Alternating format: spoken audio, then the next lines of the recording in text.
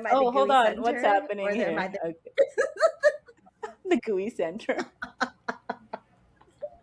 Okay, guys, are we on? I Yeah, feel like I we're came on. into a really fun conversation. Something You about No, the I'm just gooey did. center, like, unwell, I'm here for Kelsey, it. because Dal's making me work so hard this week. She's making me record 3 times. Like, this is just too much. I'm on vacation and she's still making me work. Like, what is wrong with her?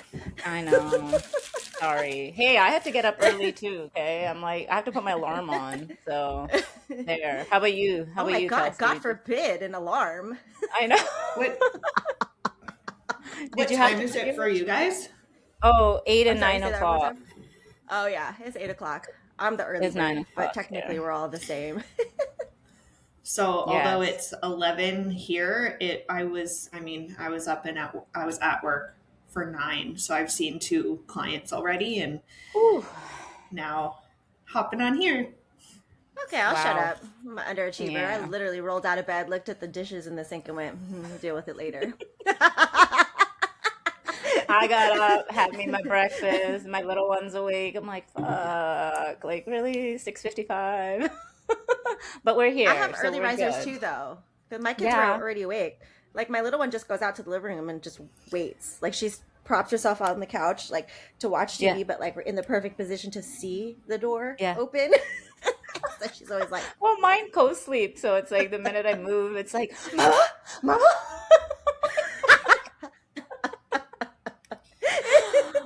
Oh, okay. I know, right? I need cuddles. Hug me. All day, That's all my, night that's long. mine. Mommy, Oh. I'm just gonna switch over my internet here to hotspot off my phone. Yeah, 'cause- sure. I don't know why. All right, let's see if that works better. Okay, there we go. It is recording. Okay. Oh, Excellent. Okay. Yeah, the good? internet here is You kinda good, Kelsey? garbage, Because so we hopefully always have my technical hotspot works better. difficulties. That's okay. Okay, yes, because yes, Kelsey it has a curse. She is cursed with technology. Kelsey's cursed with technology. Oh, fucking A. Explain I that, don't know. please. Hold on. Let me caffeinate for this part. Please divulge more into this Yes, situation. share, Kelsey. Please share. Uh-oh, is she she's frozen. Oh, it's already happening. Oh my god, I almost spit out my coffee. we were talking about she's just like, oh. Okay, You're you're gonna have good. to edit this part out because I am fucking cackling like a hyena. Okay, let's not talk about the curse because we don't want it See, to, you like, talked about it and then you fucked it up. You killed the impede vibe. You on- put it. I know. You Okay, put it into all the right. universe. How dare you? You should know. Manifestation is real. What is wrong with you? Golly. I'm just Okay, over here trying to enough get my of shit together. this. Enough. Okay, start enough. scene. Really? I have to work? I have to? Okay, All right, Mom. Carmie, kick it. Let's go. All right, you guys. Welcome back to another episode of Breaking the Cycle, Redefining Weight Loss, Health, and Mom Life. And today we have a... Oh. Edit that, please. I was like, It's all I'm not editing it out. And if you're watching on YouTube, enjoy the fucking shit show. Today we have a guest on with us. Today we have Kelsey, social worker, also fellow health coach. So Yeah. I'll just kind of let you take it from there, Kelsey. Please tell our audience a little bit about you, what you do, your background, and what got you into the fitness space. Pretty please. Ooh. All right. So Loaded. yeah, I am a social worker, therapist, registered social worker, or whatever. I do that several days a week. I've worked in the realm of mental health and social services for a very, very, very long time. And I have always loved fitness. I grew up dancing. I grew up playing baseball. And then, yeah, while I was in my undergrad, which also feels like a really long time ago, which makes me feel really old, but You're not. comparison, You're not. Come on, she's probably younger than us, isn't she? She is. Fuck. Shut up, Kelsey. I know. Stop. Okay, yes, it does. It is. I put on, I put on a bunch of weight in undergrad, as a lot of people do. Then after that, started getting more into, I was doing a lot of the classes at Good Life, like body pump, step, all that stuff. That was how I was getting into the gym. And then I was like, okay, I feel like I need more than this. And I've also been somebody who's done like so many of the fad diets over my lifetime. I did, what was it initially? I think it was Herbal Magic or something. It was one of the ones that did, to be fair, it did actually help me learn about portion sizes and that kind of thing. And so I did lose like, I think 20 pounds or something. And then I was like, okay, I need more than just these classes at the gym. Hired a personal trainer through Good Life. It was good. It gave me that introduction, but it wasn't like, well, it wasn't sustainable financially for me, to be honest, just coming out of undergrad and stuff. And then, so I was doing it on my own, but it gave me that introduction. I felt comfortable in the weight room, was lifting this and that, was doing it on my own for a bit. Eventually I went back to do my master's degree so that I could actually be a therapist doing the clinical social work stuff.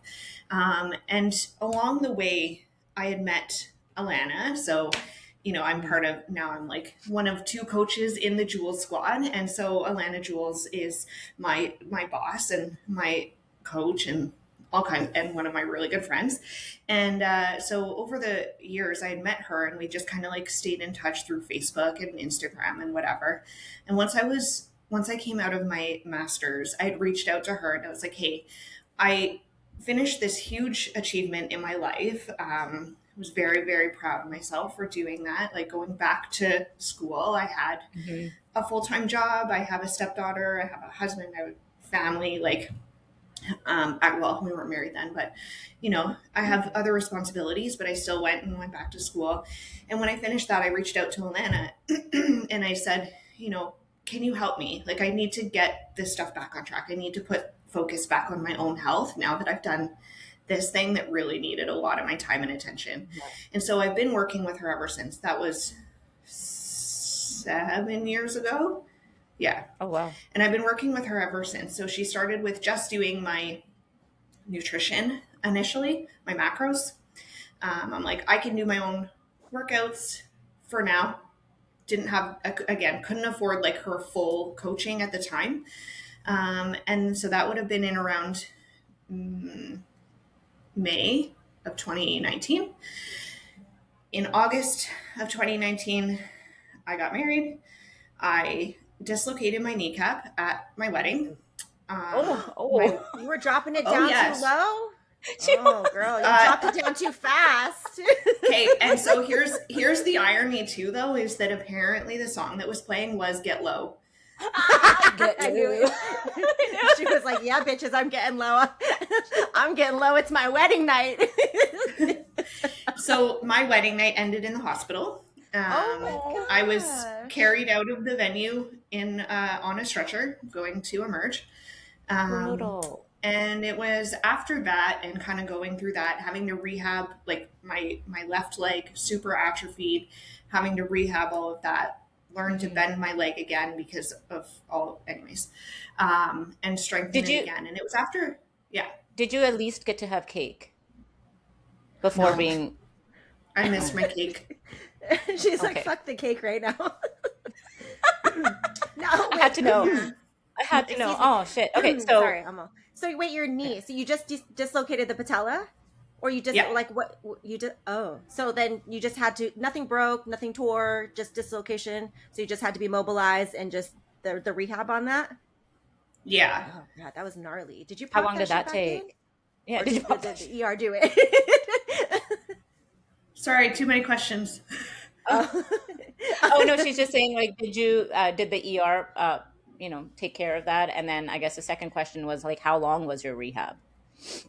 Yeah, so apparently, like, I was pretty out of it by the time that we got to the hospital. I was like begging for all of the pain meds. I've never given birth, so not going to make that comparison. But like, I have never experienced pain like that in my life. Like, it was just like, ugh, like just thinking about it gives me the heebie-jeebies, because it's like, no. Like I just, so I was like begging them for, and this is, I don't know if this is a good thing to admit or not, but I was basically begging them for fentanyl in the ambulance, because I was like, they were giving me morphine and stuff. And I was like, this is not touching the pain.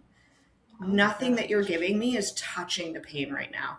And so as soon as we got to the hospital, I was like literally begging the doctor, please knock me out, please knock me out, please knock me out. So yes, put my kneecap back in place, did whatever they had to do. I have, I can send it to you guys after, but I have a pretty funny picture of me in a wheelchair in a full leg splint in my wedding dress, being like, because I'm high as a kite. So, you know. So there you go. Fuck the cake. She got better things than cake, Dal. So yes. And I was very sick the next morning, like because of the morphine and fentanyl, like the withdrawal the next morning, I was very sick. So it was a fun time. And the rehab from that was like, it was memorable. Yeah, well, we can go with that. Oh, sure. If you want to paint it that way. God, this is not my wedding anniversary is a celebration and a trauma. And a trauma, yeah, for sure. Oh my goodness gracious. So, did you get a do-over for your wedding? Heavy. I would have asked for a do-over. I mean, you know, to be honest, what I've said to my husband, and I was like, we need to do a do-over honeymoon.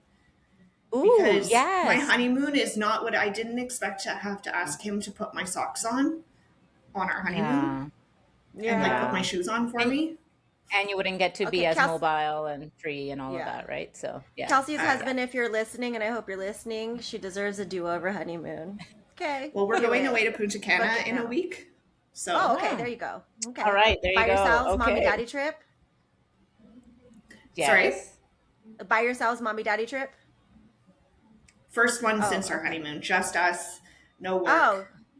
Wow. So this is our, So change the date. Like the calendars are going to say August, and then now that's your redo. There you go.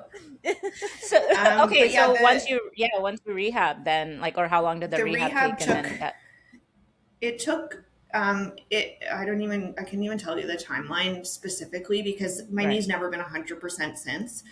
I've gotten to like 95. Like it's pretty good right now, but there's still days where once in a while it bugs me and I'm like, nope, squatting is not a thing today. Lunging is not a thing today. I'm just going to sub something else out. But essentially my VMO, like I say died. Like my physio had to put acupuncture needles in and stim it because I couldn't, like I lost the mind muscle connection.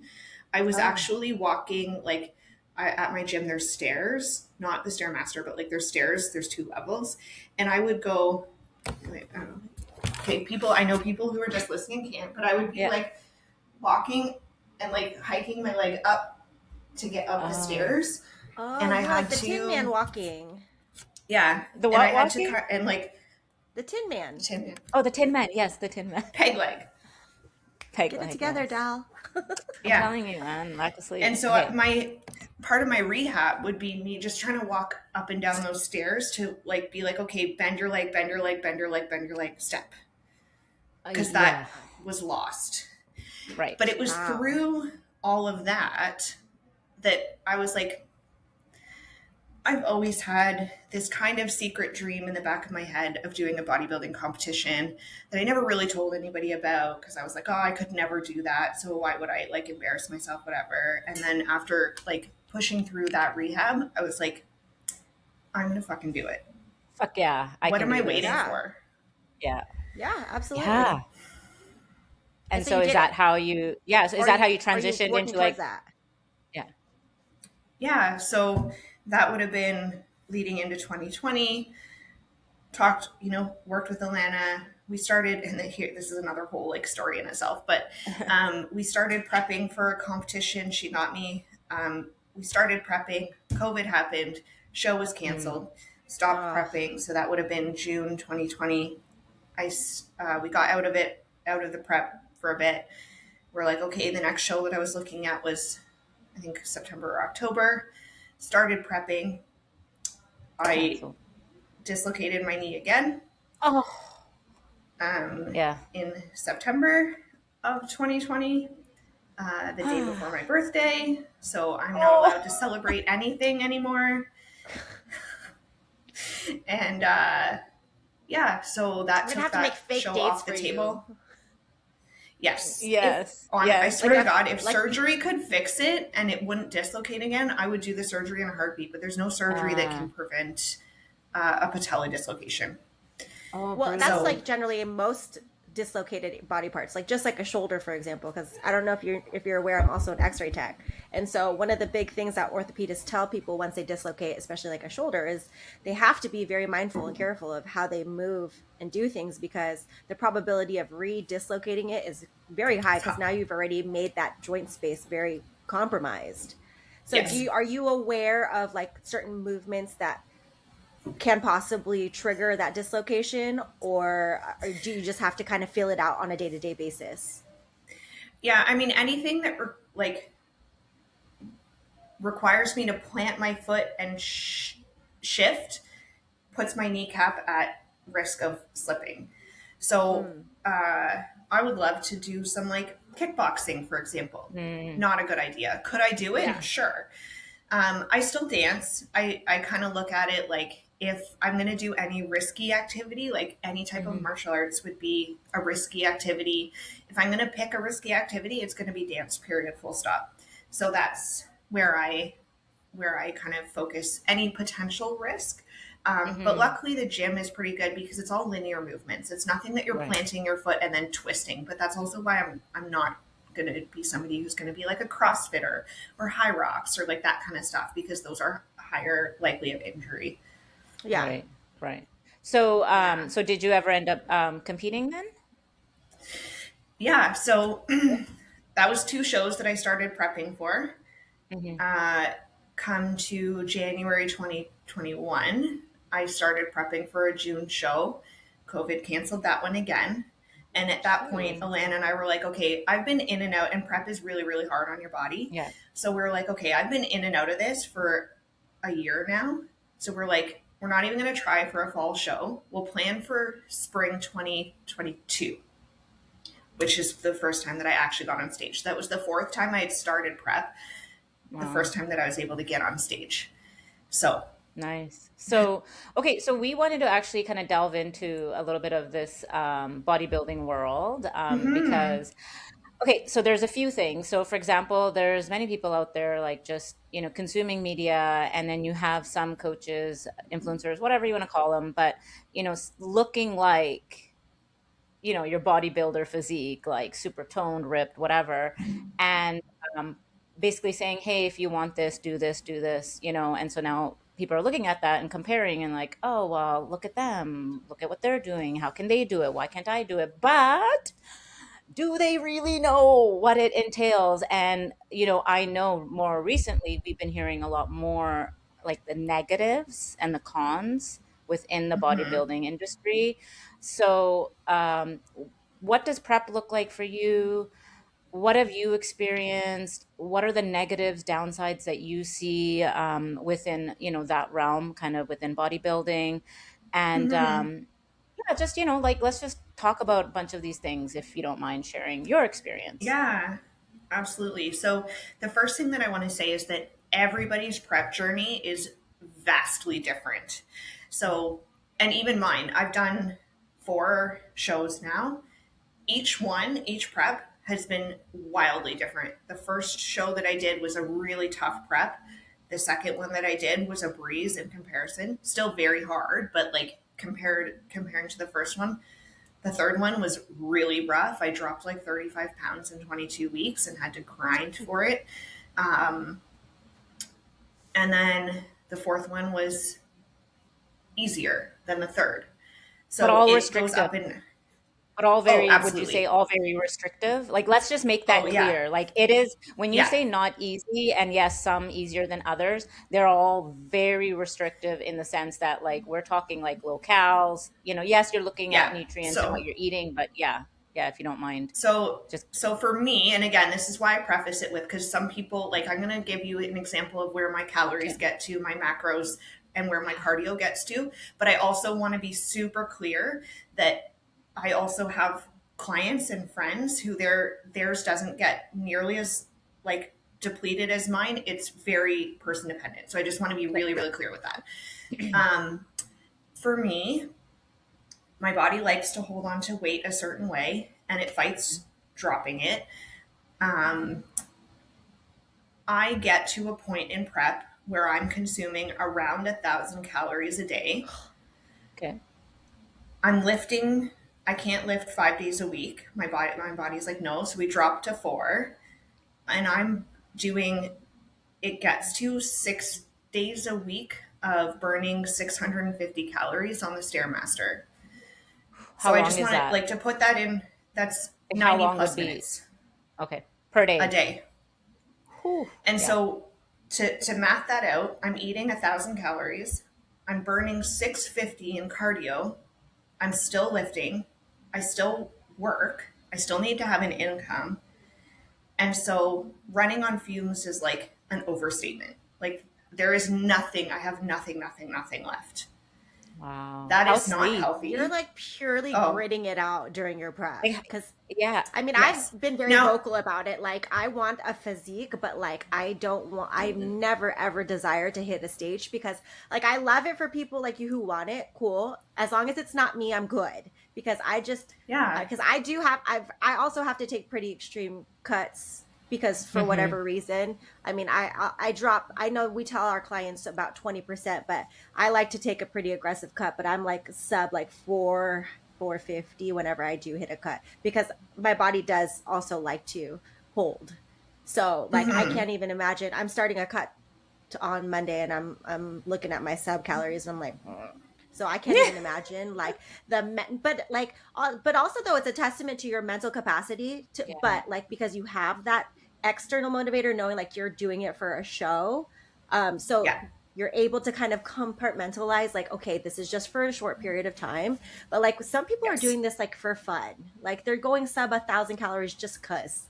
Oh, we cut out there. What drives you, Kelsey? Like, what drives you to want to do this? Um, I She's like, I laugh because it sounds kind of egotistical, but like I like to be able to say that I did something that most people can't do, and something Love that it. I Yeah. never thought I could do.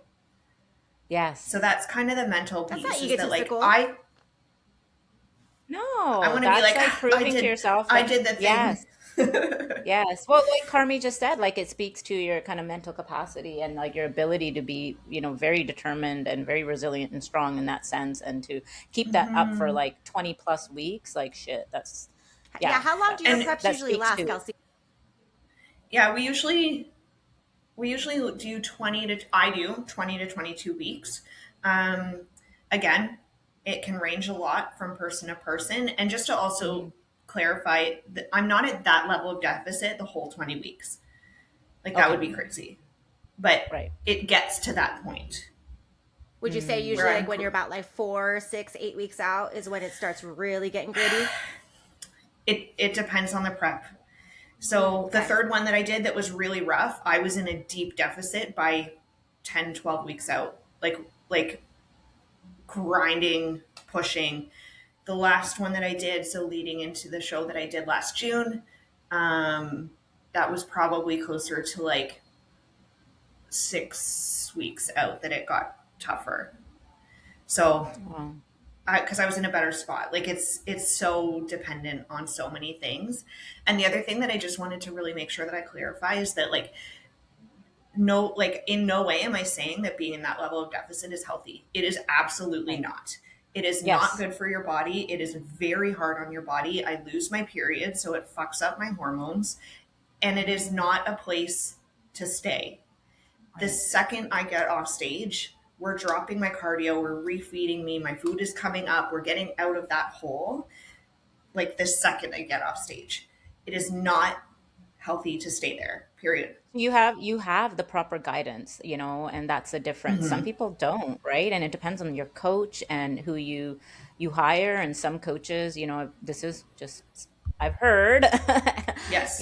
can be No, very there's garbage extreme, coaches. very unhealthy. Yeah, very unhealthy. We're getting into like drugs and all sorts of things and supplements. And so like, what have you seen that kind of maybe might like turn you off a bit or be like, whoa, really? Just to share with our audience and even for us, because we've never been in that world. Like we've only heard Hmm. things. So yeah, like have you experienced any of that? Not maybe not personally, but like just seen it with others, or do you have any So we stories that you also can share? we get clients that come to us, Alana and I, Hmm.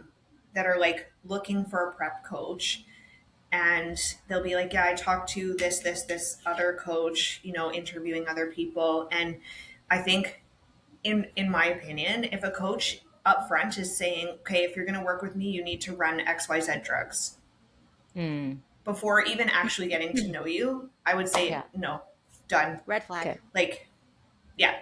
um, because I think that there is a time and place for PEDs and peptides and stuff, and there's a way to do it there's a safer way to do it. None of it is going to be 100% safe. There's safer Hmm. ways to do it. You should be getting blood work done, and you should be completely exhausting your natural capacity before you're adding substances, in my Right. opinion. Right. But I Yes. think that So, would be my opinion though too, is because I mean that's what we preach even to our just general lay population is you've got to basically exhaust all of your foundational habits first before we even cross that bridge of do we do this, do we do that, do we get the HRT? So I mean, The I- ideal optimal, like, it's do we optimize, yeah, right? Yeah, yeah. that's like, I think yeah. that's just good coaching, safe coaching, mhm. practical coaching. And so for Yeah. somebody to come in and be like, okay, I'm having an intro call with a coach, and that coach is immediately like, okay, I would want you to run da da da da da, and it's like, well, you don't even know me, so you don't know if I have a history of using Mm. anything, if I have exhausted my natural capacity, like if I'm in a mental place that would be a good thing to try. Like there's so much that's not known. So if that's the first thing that's being pushed right off the bat, Hmm. again, in my opinion, that's a no go. If So, that's something that you want to explore later, that's up to you. right, makes But sense, right? That totally like that that seems like the logical order of things. yeah. And so like I know you work with Gen Pop as well. So do you ever Mm-hmm. have anyone coming to you and saying like, I want to look like you or I want to look like that? And do they have kind of a disconnect between what they want and then what they see? And I know like your physique is very well built and you're super toned and defined, and I mean you're in that world, and like so say if I came to you I'm like, I want to look like you, what do I do? But obviously not bodybuilding, right? Yeah. Do you So see I that think disconnect? there's definitely a disconnect, like in the general. I don't think that because I show up in my social media and I show up with my clients very real, very authentic. I don't live in that Hmm. body year round, and I don't pretend to. I'm not Right. only posting stuff of me on stage, and I don't, and I very much preach what I'm talking about here, that like that's Hmm. not a healthy place for me to stay. It's not maintainable. I don't want to be living my life on the fucking Stairmaster. Oh Like, my God. no, Yes. no, thank you. I have one in And my garage celery. now to make things easier, but like, it's not where I want to be living my life. I want to go and enjoy ice cream in the summer. I want Mhm. to have cake at my birthday. Like, that's not where I live, and I don't pretend to live there. And right now, I'm 25 pounds up from where I was at stage. And I'm not Right. shy about that. Like, I do post that stuff. And I talk about like the timelines that these things take. So I'll post on my Instagram a side by side of like where I started when I was working with Alana, and then like 3 years later, the exact same weight on the scale and how my body looks different. So, and Mm. I'm also being very clear that like this took 3-4 years of Right. cutting, reversing, build, cut, reverse, build. Like it's multiple rounds of this cycle. It's not one, and it doesn't happen overnight. This is like years of hard work. And that's something that my clients definitely see. So they see that Hmm. I'm putting in the work. They see that I don't maintain and live at that super lean standard. And I don't know and if that and answered how your did I'm question. I went on a very bit of Yeah, a no, you rant, but did. No, no, no, you did. Like you mentioned, like just rewind, you said I'm like 25 pounds. heavier than I was on stage. How do you navigate that in your mind? Because we know, right, Carmi? Like, obviously, we've heard like people can't, We've talked they about this just want to before. live there all the time, but like that's not realistic. So, how do you navigate that? And then, how do you help your clients at ones that are in the bodybuilding part of it? Like, how do you help them navigate that? Because that is like, you look your best, and like that's what you want to see, but that's not reality. So, There's a couple things. So even going into my first show, it was a constant narrative in my head of this is not maintainable. This is not maintainable. This is not maintainable. So but did that prevent me from struggling? Absolutely not. The first show, reversing out, that was the hardest. I would say each time it's gotten a bit easier. I've kind of adjusted to knowing what to expect. And I still have days where I'm like even now where I'm like, oh, I don't feel right, or I feel heavy, I feel fluffy. fluffy. It is a mind fuck. And that's something that anybody who comes to me and wants to talk about competing, whether they want to like be coached by me or not, I'm like, you need, like, the reverse after is the hardest part. The prep is hard. The mental fuck that comes afterwards is the hardest part. And nobody, like, you won't convince me otherwise. Well, I I think can't that's part of the imagine. problem, though, too, is because on social media we have these influencers, these fitfluencers, who are basically promoting that lean body is like them 24/7. And Yeah. this is where the three of us are very like-minded, where we say, like, because I've openly said it on an episode of a podcast that, like, where I am right now, where I'm sitting in maintenance, this is my normal body. So when I take the cut and you see me lean out, like that's my lean body for after the cut. It's not going to stay that way. Like, even when I finally hit that level of leanness that I'm happy with, like there will still be a little bit of extra on top of that, because that's just going to be what I call my happy flexible place. So Life. that's part of Yeah. the problem, is our audience needs to be educated and smart consumers, understanding that that's not going to sell coaching.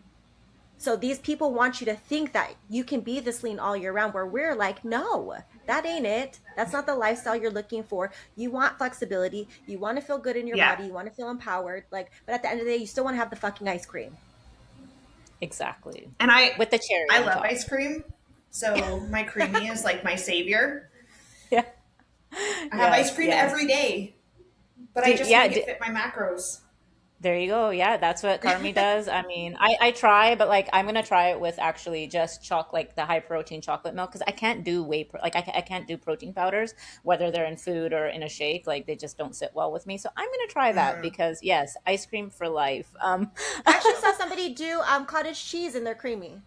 Ew, no. I mean, I'm not a cottage cheese like Oh, I person. like Like, cottage cheese, but I can't even get past the sight of it. Something about it, I'm like, gag, no. oh, I love it. I So, can eat it so this straight is out the of thing too, tub. is that, yeah, you gotta, I know, like I have all of the hacks, Yeah. which, it's like, that's a taboo word, but like I've got so many hacks for making it feel like I'm eating a lot of food when I'm actually not, because when you only Right. have 1,000 calories, there's a Yeah. lot of egg whites. That's things like 0% cottage cheese, 0% Right. plain Greek yogurt, egg whites. Like not even chicken anymore, because chicken is like a small piece of chicken. It's like egg It's whites. still I can high. have a big bowl of egg whites.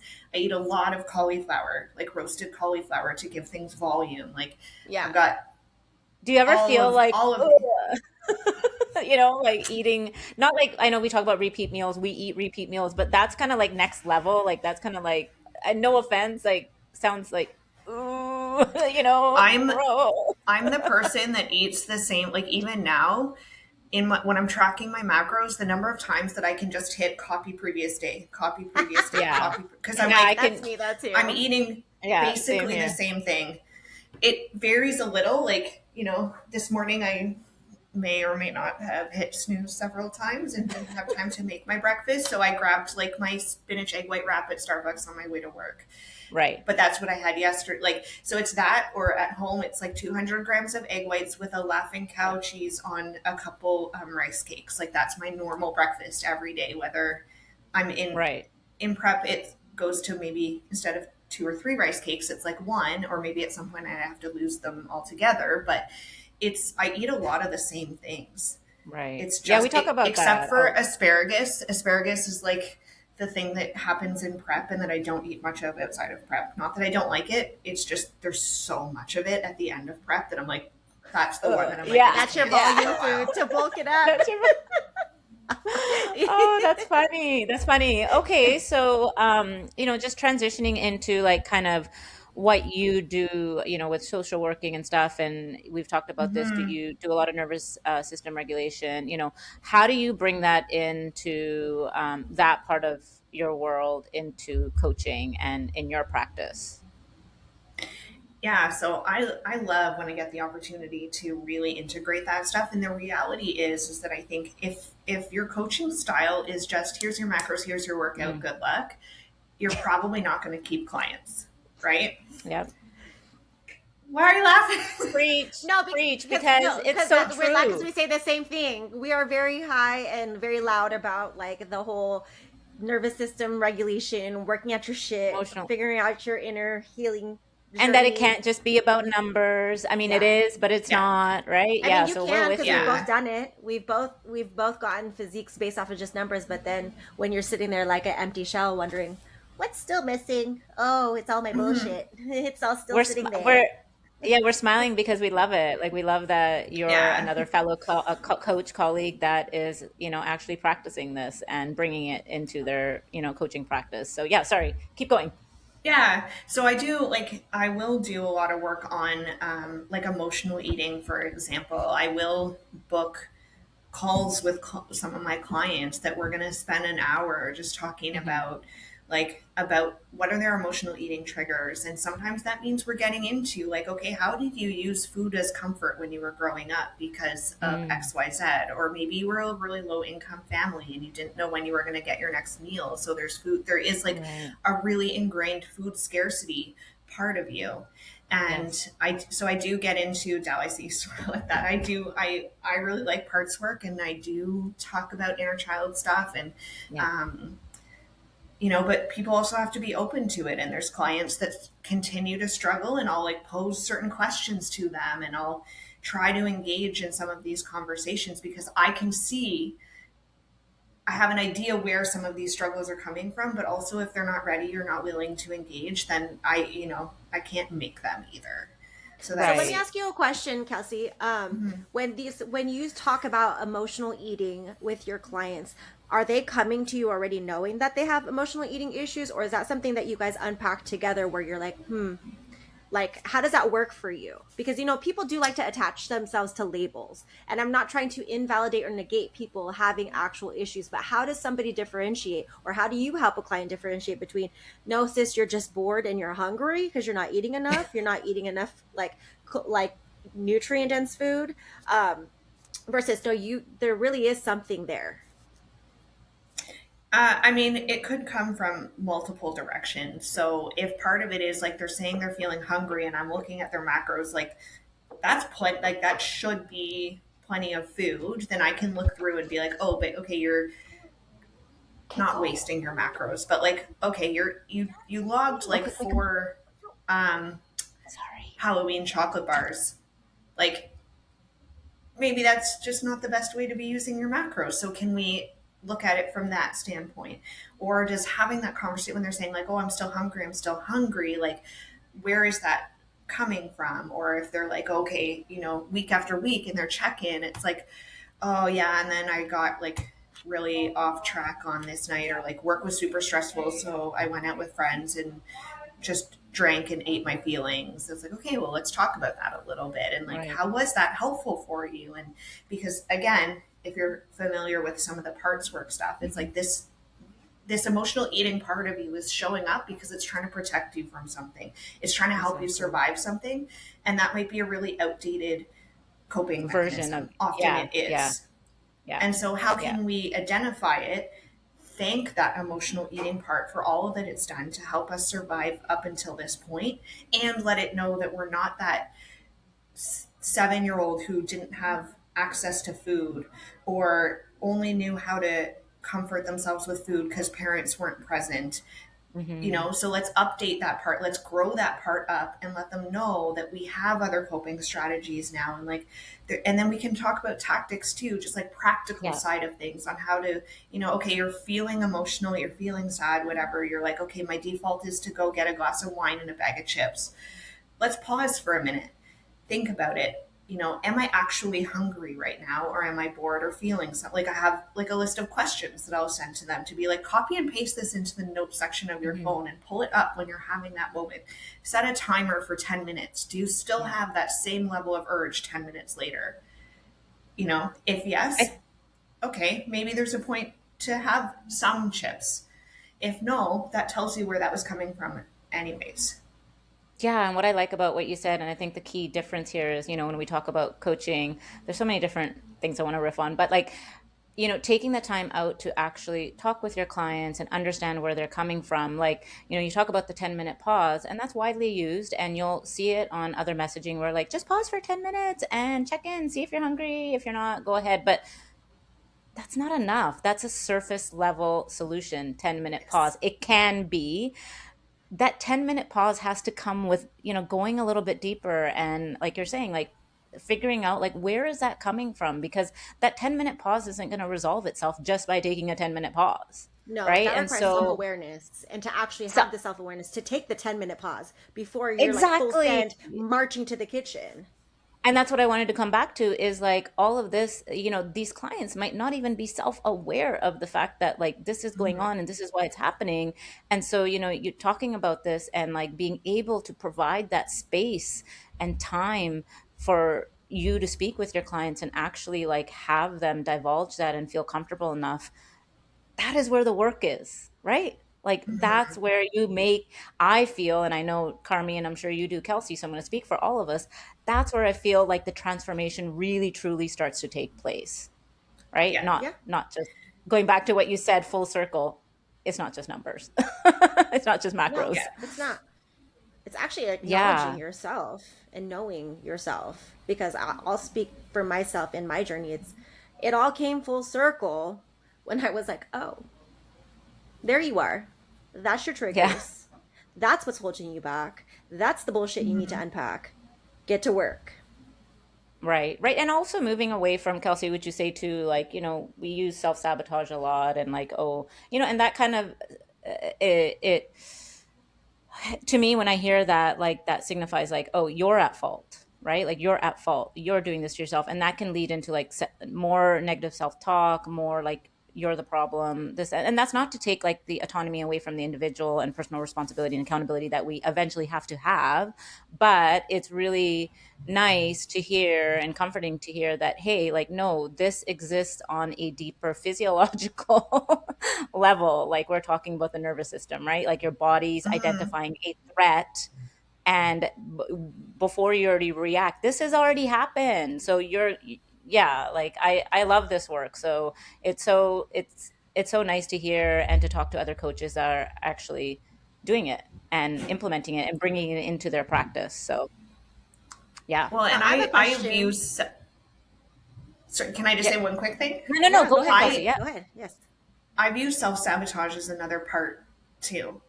Right. So where did that self sabotage, like, let's obviously identify a little bit more clearly what it is, but if just to use it as a general term, like where did that self sabotage part first show up in your life, and why did it show up? What was Hmm. it trying to protect you from? What was it trying to achieve? What was it like? How was it trying to help you? What was Right. it worried would happen if it didn't do that job? What was, um, and what is it, what does it really want you to know, Mm. you as a whole person, you as the capital S self in internal Right. family systems, but like, what does this part want you to know? And then again, that same process of like, can we acknowledge it, recognize how it's tried to help us, thank it for that, and then ask it if it's willing to take a step back, because we're not that Right. child anymore, we have other coping strategies now. Like, how how can we kind of reframe it, maybe uh, give it a different job. Right. And being women, like all of us, being women that have experienced this, and like probably our audience and many women out there, we have been constantly fighting with ourselves and with this parts work. It's all about, and please correct me, Kelsey, if you feel like I'm incorrect, but it's about learning to work with all of our parts, and that, Yes. they're all there to protect you in one form or another. And maybe one part, like you said, the 7-year-old child, like that served you when it served you and it had a time and Yes. place. But if it's coming up now, it's like, hey, like you say, hey, I hear you, I see you, thank you. But like, again, they have to get to a place where they recognize these parts, right? And so again, the work that you do and we do, and it's like, okay, now we can say, Anna, thank you, take a back seat, I need to lead with that part that serves me today, right? And sometimes that part is like doing the hard things, doing the uncomfortable things, right? And you may not see it right away, Mm-hmm. but yeah, it's amazing. I love it. I love all of this work because I know it helped me, and I know it helps my clients. And obviously, you see it in your practice, right? Like within the fitness aspect of it, as well as like what you do, on the side with social work. I'm sure you see that too. So, love to Mm-hmm. see it. And do you find that like you see more success? Yeah, absolutely. Yeah, yeah, I I have not to brag, but like I have no issue with client retention. Like yeah. I've been coaching now for a year and a half. Yeah. And I've had clients, like I've got a number of clients that have been with me for a year and a half. Like Yeah, basically who likewise. started with me, and like I love. because I have that lens. And I Yes. and again, like we hear of people coming from other coaches who are like, "Oh yeah, they did well." I'm just kind of getting into some other stuff too, but like, "Oh yeah, like it's." So we personally do weekly check-ins. Yep. So there's other coaches who are like bi-weekly or monthly check-ins, and if that's what you want, like that's totally fine if that's what you're Mhm. signing up for. But then it's like, so say you do bi-weekly check-ins, and then the coach takes 3-4 days to get back to you, and then the feedback is, yeah, okay, like, yeah, doing good, keep on keeping on. And that's Yeah. the feedback week after week after You're week. like, It's okay, what like, do I do with that? Keep yeah, on, keep on, Carmie. But that's That's what you also do with that's that. I'm also going to assume you're telling me like don't have room for improvement, where I call bullshit on that, because I'm sure that I'm going to say that I'm not doing everything 100% perfectly, because I am an imperfect human. So like, give me some feedback on where can I improve. But then Yeah. again, that's just a testament to the work that I've done, because that's kind of leading yeah, back to my question is, because I'm going to speak for me, where I grew up, like basically told to suppress my feelings and Mhm. almost like invalidate those feelings, that to eat my shit and take it. So how much of that are you encountering with your clients? Like, are they coming to you already open, knowing that they've got some shit to unpack, or is that happening throughout the process? And are they kind of like, no, no, no, no, no, that's not happening, because of all those years of being told and programmed like to suppress your shit? yes. You're She's all like, yes to just all of yes, it. just She's yes, like, yes, yes, yes. yes. Yes. Listen, bitches. Yes. All of You need to it. get your shit together. Because I mean, I encounter that with my clients too, but again, I have to work within my scope. Like, you have a whole degree where Mhm. you're able to kind of venture off a little bit more deeply, where I'm like, Yeah. okay, that's something that you need to unpack. Like, we can unpack surface level, but I can't take you further than anything than that, because I don't have a degree in that, and I can do more harm than good. So, but then Mhm. Yeah. I do have, I've had to encourage, like, gently nudge, like, hey, maybe we need to make that appointment, because that's something Go you get need to some unpack. help. Like, Yeah. you sitting with yourself because the house is quiet and everybody's gone, and that leads you to want to go either like binge on something and eat it because you want to eat some type of feelings, where I'm like, I don't understand that. Like, a quiet home sounds fucking blissful to me, but it's like, it sounds like terrorizing to you. Like, that's maybe something that you need to either sit down, journal, try to unpack on your own, and if you hit something deeper, then maybe it's time to schedule a call. And that's as Yeah. far as Right. I take it. Yeah. And like Well, and we've been, that's yeah. Go ahead, Carmi. Kelsey. That's when you can just like refer them to me to do some of this work. Exactly. So Yeah, it's I great. know a exactly. Canadian. I know Canadian. Yes. Damn Canadians, I can't get away from you guys. God, leave me We're sitting in alone. -40 temperatures, Carmi, right now. Okay. Right, Yeah. Kelsey? How bad And is it? you guys are in tank tops. Meanwhile, I'm in I like know. 40-degree weather. I'm all- She's in a hoodie. I didn't wear my beanie because you're gonna make fun of me. I know. It's like 3 weeks in a row. It's like, girl, go do your hair.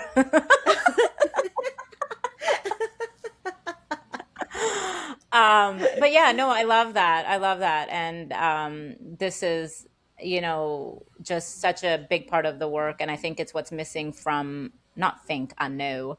It is what is missing from the coaching space. And guess what? AI can do numbers, AI can do all that shit for you. And, what you Mhm. need from a coach is accountability support, not just in the form of like checking your form checks or keep on, but we're God, I couldn't even like imagine like writing that on a fucking like feedback form.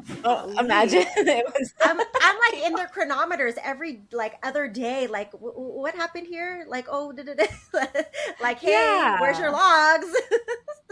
Yeah, no, but like just overall, like this is what's missing is that connection and personal, like kind of relationship building and trust, right? And your Mhm. clients need to have, they need to feel like they can trust you. They do, and that Absolutely. that can that can only happen. Going black and white here, but like can only happen if you actually talk to them, Yeah, you have to be build an a active. relationship. We've talked about this though too. Like, you also, as if you're signing on with coaching with me, because I won't speak for the three of you, but or the two of you, but I know that that's probably the same thing.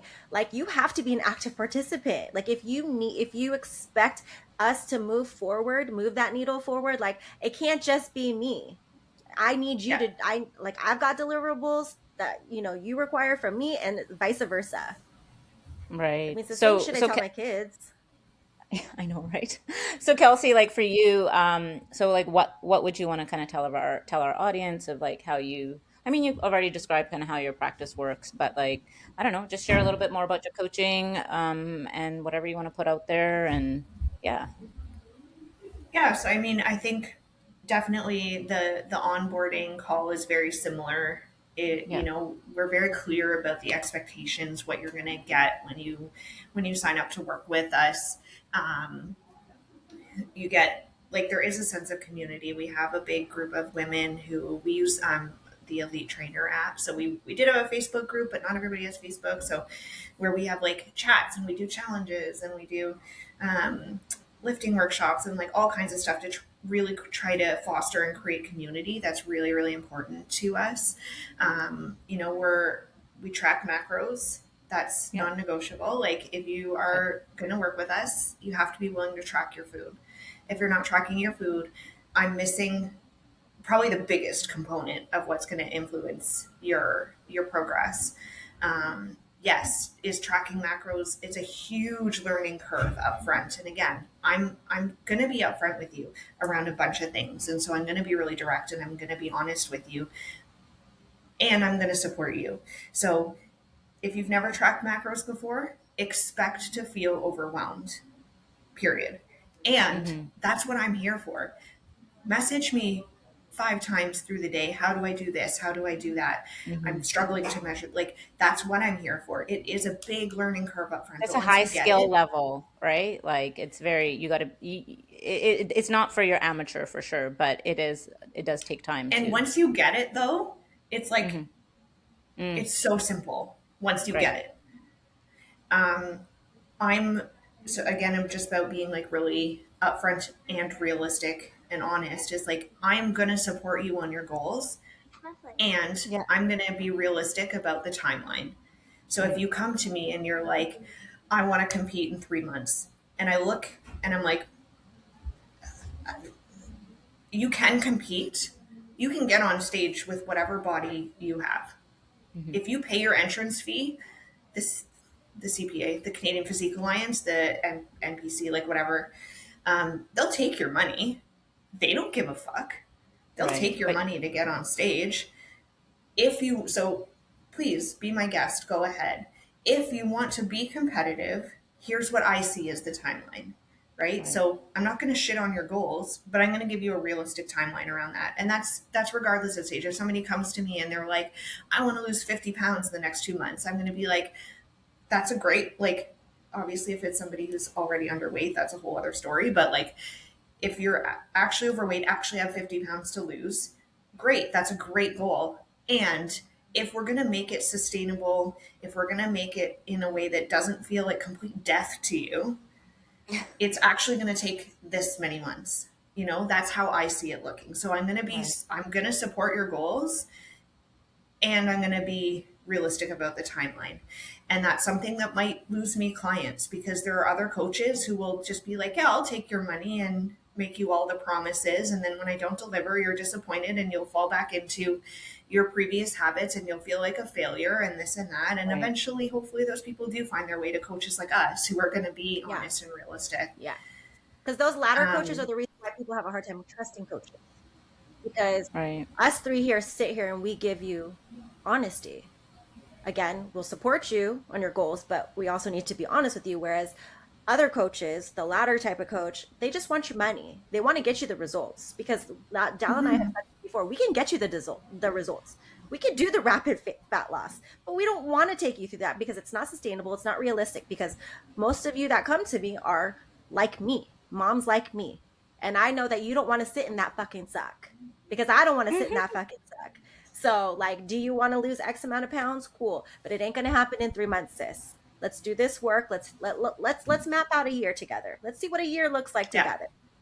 And if you don't want to do that, then you can go hire the ladder coach that's going to get you the results. But then you're going to be sitting there, because I have a reel that's going to come out this week about the problem is not about you losing the 10 to 15 pounds. The problem is, or your struggle really is, where you keep losing it and keeping it off because you have not established any type of habit or lifestyle. And I've had people take me giving them a realistic timeline and turn around and talk about Try to butcher it. me. Well, talk. Oh, really? Like how? Like talk about me and be like, oh, they told me I could never do X goal. It's like, no. That I mean, cool. I'm sorry that you interpret it that way, but that is absolutely not what I said. What I said was, if you want to be competitive, here is a realistic timeline. You didn't like that answer, and for whatever reason chose to misinterpret it, or just did misinterpret it as me saying you can't do it. But that's like, you just didn't like the answer they did that I it. gave you. So be it. Yeah. I mean, so be it. You did it. But that, honestly, the likelihood of a handful of people actually doing it and accomplishing it after you said like it's not realistic, that's small. That's few and far in between. So they use it as ammunition. That's not really who you are as a person. Like you said, you weren't trying to shit on them, but they took it as, okay, they took it as a bet. All right, bet. Okay, cool. Good for you. Good for you. I'm happy for you. You accomplished the goal. Now what? And that's, I mean, that's the thing too, right? It's like when people talk about wanting to get on stage, I'm like, what is the purpose? Do you want to get on stage so you can check it off a bucket list, and you just want to be like, here's the best physique I've ever had, and I don't care that I'm going to come in dead last in the lineup on stage? Cool. Like, if that's what you want to do, like, that's totally fine, and I will support you in that. And I might also suggest like a transformation competition instead of like a traditional bikini show, because that's something that you will probably feel more celebrated at. Because I also like, I worry about you getting on stage and then coming in, foot cramp, and then coming in like dead last and then feeling shitty about yourself, when the whole point was for you to celebrate what you've accomplished so far. If your goal is to get on stage and be competitive, like, again, I'm going to say, like, you can get on stage in whatever body you want. You can get on stage at 300 pounds and be like, hey, look, I used to be 400. Great. But you're going to be dead last. Yeah. Because that's not the place that that is going to be celebrated.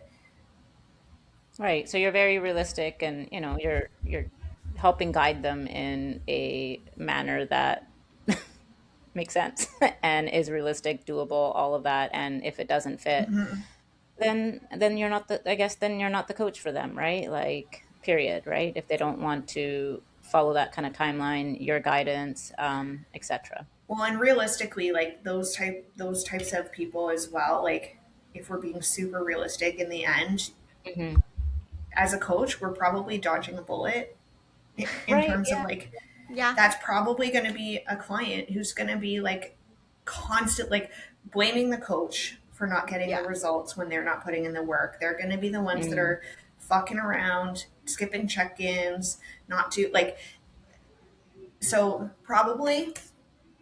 Yeah. Right. Good riddance. They did you a favor. Yeah.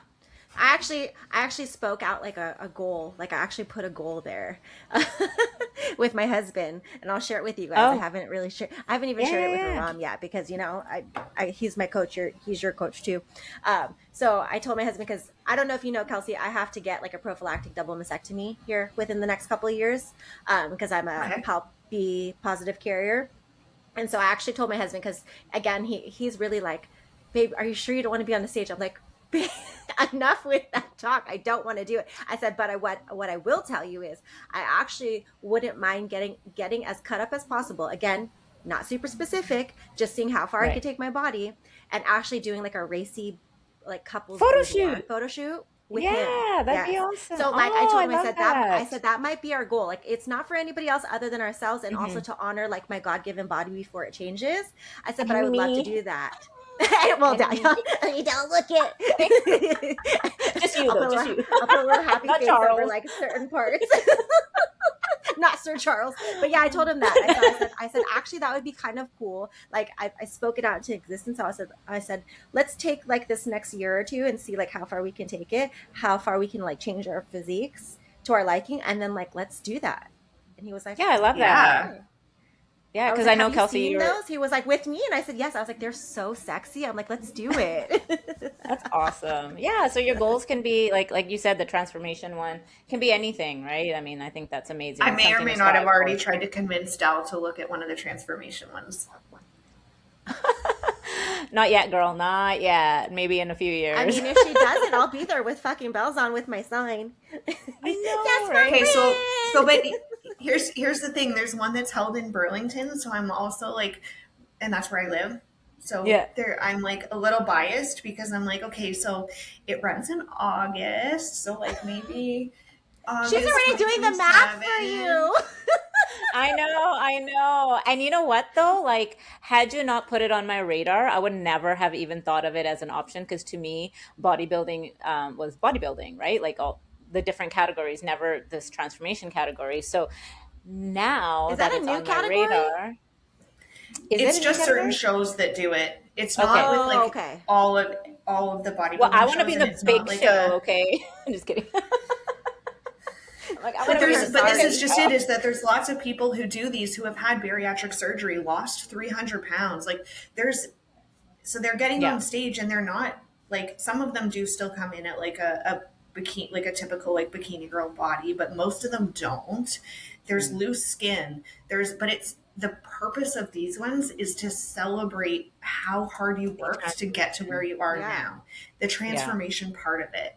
That's the purpose of these. And that's why I really, really like that some of the shows have that as an option, because it gives other people who don't want to or never could like achieve that like bikini girl body. They still get to be celebrated because they deserve to be celebrated. You guys, that'd be so cool if more shows adopted that, because honestly, like it would be more relatable also. Like, because we could be like, okay, well, look at this. Like, we're not even going to look at the physique or the bikini or the whatever it is that's there. Well, because like, it's not inclusive. Yeah, the bodybuilding world isn't inclusive to Gen Lay Pop, right? So, that's awesome. Don't worry, Kelsey, I'll keep you in mind. You'll be my number one. We'll see. We're gonna get you out to Burlington. We're gonna do the show, and you can come and hang out with me and my dogs. Yes. Just put me on in the FaceTime. future. I'll look at it. No, bitch, you coming? Anyways. Well, I mean, yes, at your show, duh. Like that's not even a question. We're talking as if this is already happening. I'm like, just it is. I'm telling you. Posing. Like, no, pop it more. Just that way, to the right, no, to the left, no back. Well, I can already drop it, so drop it like it's hot. Kelsey says we're gonna make a dance floor at the barbershop. yeah, we are. We is. Kelsey and I are kindred spirits as dancers. So I'm bringing my dance heels. Oh yeah. Ooh, yes. Yes, The let's do heels. Well, it. I don't know I'm, about I'm no dancing heels, but I mean, I might be in some like I some am sneakers, some Vans, or something. Maybe some wedges. I don't I know. but I Maybe got like I got wedges. Nike I like could do the crazy wedges. dance heels. heels. Ooh, The like the dance heels. So oh girl. Are those You're more really comfortable gonna. than regular heels? Because I've been all of a sudden, I don't know, maybe you're on my freaking feed. Like I'll be Instagram keeps taking an showing me Uber dance there if I'm heels. wearing heels. I'll be taking an Uber if I'm wearing yeah, heels, girls. I mean, because I know we didn't get into this, but like I teach heels dance also. So like I have like the actual like made for dancers heels, and they're Are they very comfortable comfortable. though? Yeah, What size are four you? inch stilettos, What seven size? and a half. Oh fuck! I was gonna say bring me a Why pair. are they more comfortable? Because I've never been able to comfortably wear heels. Something about like I don't think like my feet aren't flat, but I just don't have a very big arch. Like so as a dancer, like when I was in ballet class, like I was not revered because I didn't have the beautiful feet because my arch sucked. No, my feet are flat. Where my teacher, my ballet teacher, golly, she gives me nightmares still to this day. She would put the ankle weights Let's on my not feet to help revisit me. that. Oh, She was this crazy, like little itty bitty Brazilian, like tiny, thin, but with like a got rock me, on her. got Like, me, no, got her name me. was Lucy Mary. Lucy Mary. Carmie, come here. Yeah. Put the thing on your feet. Point your feet. Point your feet. They're pointed. Let me go back Well, to hip hop and chat. I mean, Kelsey, you'll have to send me a link of where I can hit up some dancing heels here in yeah. Send that to both Edmonton. of us, and Yeah. because I will. I am looking for a cute pair of heels that I can actually live in for And a if little they're bit. Yes. comfortable, yeah, I can do that. Wow, that took a different direction. Ain't no Anyways, okay, direction. This is well, non-scripted real life. I know And if you wanted it to it be is. scripted, y'all can go kick rocks. Yes, yes. We a bit cray cray over here. All right, well, we're well over a hour, and so I gotta go clean a shitty basement. Literally Oh speaking, I had yeah, a flood. I Oh had a flood. no. literally a shitty basement. Yeah. I need to Okay, go so sanitize. Kelsey, where So can our go. listeners find you? And we'll make sure to tag it in the show notes. So on Instagram, I am Kelsey underscore Jewels Squad. So that's KELSEY underscore JEWELSSQUAD Glad you Got it. Jewels graduated. Squad. Glad you have a See master's. how Is much all I that have took me to think, associate. though? I'm spelling it for her in my head. I'm like Ross. JEWE. Okay, so that's Instagram. It like all Anywhere roads else? lead to Instagram, or for you? That's really the Okay, main place. cool. I can't do TikTok and all the other things No, too. Oh you're okay because yeah, I'm the same here, same, girl. same. Same. We only All have roads, all roads lead to all my roads lead Instagram to. too, girl. Don't trip. Yeah. Well, thank you for joining us. This was a fun conversation, very insightful, and we learned a lot. So hopefully our audience did Thanks for too. having me. Yeah. So with that, um, share, love, subscribe, love, not Yes. like, all our Love. shit. Uh, Subscribe, damn it. yes. And with that, we will see you next week. Bye All right. bye. Bye. Bye.